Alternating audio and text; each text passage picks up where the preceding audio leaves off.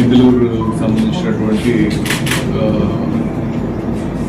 Markapur sub డివిజన్లో Giddalur and Khammam వీటికి సంబంధించినటువంటి పోలీస్ స్టేషన్స్ విజిట్ చేయడానికి రావడం జరిగింది. దాంట్లో ఈరోజు బెస్వరపేట కూడా రావడం జనరల్ విజిట్, స్పెసిఫిక్గా ఏం లేదు. అయితే గిద్దలూరులో మటుకు మనకు రేపు 2 నుంచి 4 వరకు తిరునాళ్ళు జరుగుతాయి. దానికి సంబంధించి ఒకసారి నిమ్మలగుండ తిరునాళ్ళు మనం దాన్ని సైట్ విజిట్ చేసి కొంచెం బందోబస్తు అరేంజ్మెంట్స్ కూడా ఒకసారి పరిశీలించాలన్న ఇదితో రావడం జరిగింది. దాంట్లో భాగంగా పోలీస్ స్టేషన్ కూడా రావడం, ప్రధానంగా పోలీస్ స్టేషన్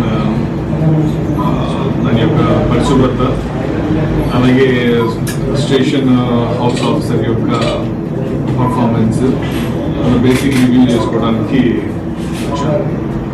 అది కాకుండా ఇంకా వేరే ఇక్కడ సంబంధించి మాకు కొంత మేజర్ ఇష్యూస్ కానీ లేవు.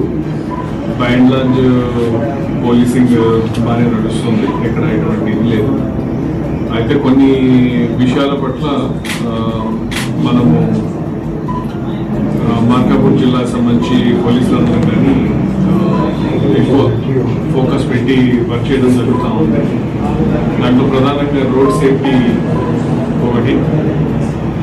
రోడ్స్ మీద మ్యాక్సిమం ఈ ప్రికాషనరీ మెషర్స్ తీసుకొని యాక్సిడెంట్స్ జరగకుండా ఉండేదానికి ప్రివెంటివ్గా ఏం చేయాలో అనే దాని మీద మనం ఎక్కువ శ్రద్ధ పెట్టి ఎఫర్ట్స్ చేస్తూ ఉన్నాము.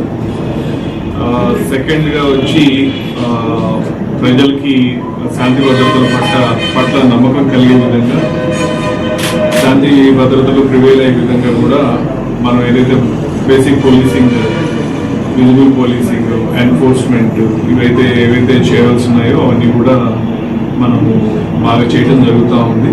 దానివల్ల కూడా మనకు కొంత అఫెన్సెస్, బాడీ అఫెన్సెస్ కావచ్చు, మిగతా అదర్ మేజర్ హెడ్స్ కూడా మనకు కొంచెం తగ్గుముఖం పట్టాయి. తర్వాత ఇంకా రీసెంట్గా మనకు యాక్సిడెంట్ అయిన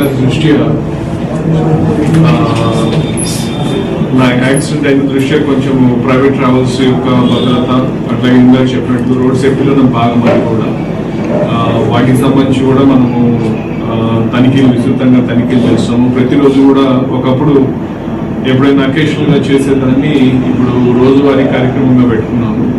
రోజు నైట్ రౌండ్ ఆఫీసర్స్ కంపల్సరీగా కొన్ని ట్రాన్స్పోర్ట్ వెహికల్స్ని చెక్ చేయాలా, వాటికి ఫిట్నెస్ సర్టిఫికేట్స్ ఉన్నాయా, డ్రైవర్స్కి లైసెన్స్ ఉందా, వాళ్ళు డ్రంక్ అండ్ కండిషన్లో ఉన్నారా, ఎమర్జెన్సీ డోర్స్ వర్క్ చేస్తున్నాయా లేదా అనే వాటి మీద కూడా మనం ఇప్పుడు ప్రతిరోజు కూడా ఎన్ఫోర్స్మెంట్ చేసే విధంగా కూడా ప్రణాళిక సిద్ధం చేస్తున్నాం. అది గత 4 రోజులు 5 రోజులుగా మనకు అయినప్పటి నుంచి కూడా మనం చేస్తూ ఉన్నాము.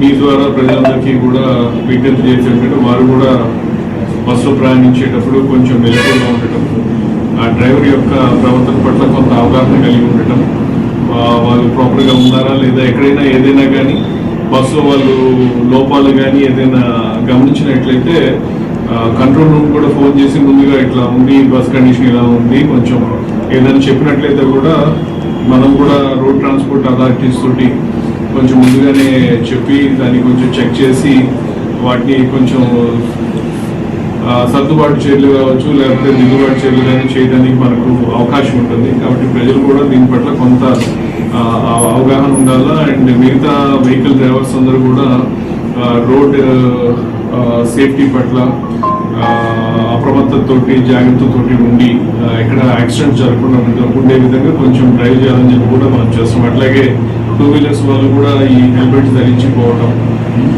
సెల్ ఫోన్ మాట్లాడుతూ పోకుండా ఉండటం, ఇవి కూడా చిన్న చిన్న విషయాలే.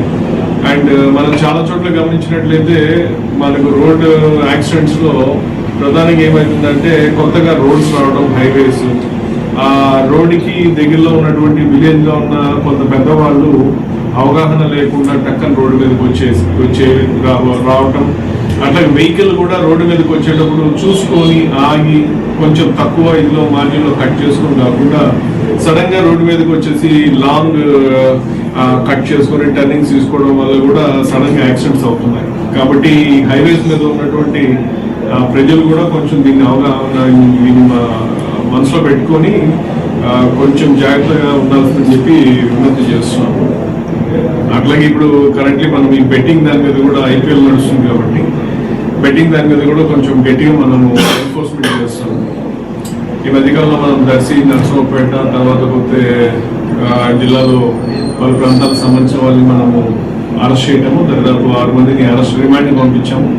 ఇంకొక 7 మంది దాకా మనం నోటీసెస్ సర్వ్ చేయడం జరిగింది.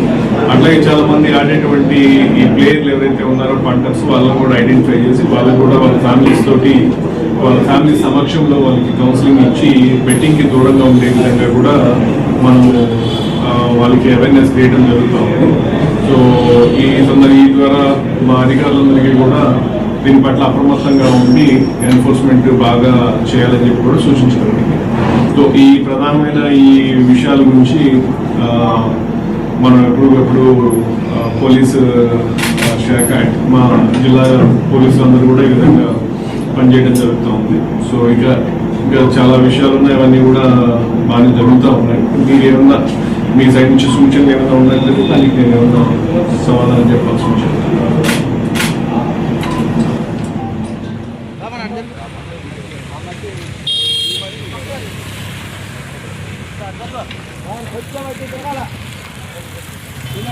Right okay.